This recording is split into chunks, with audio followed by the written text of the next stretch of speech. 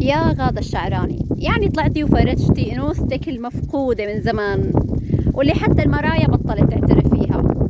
قاعدة تعرفي على حالك على أنك بنت السويدة فقط، بنت الجبل. طبعا جبل العرب مش جبل الدروز.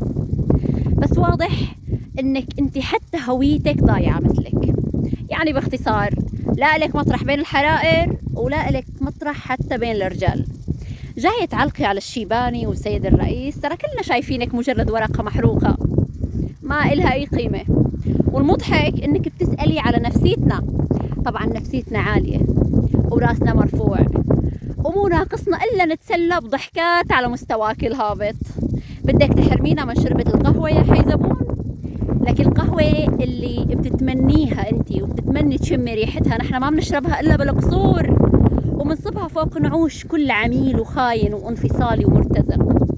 أما انتي أقصى ما بتوصلي له إنك تبوسي الصرامي لتترجي ترجع لك كرامتك الضايعة.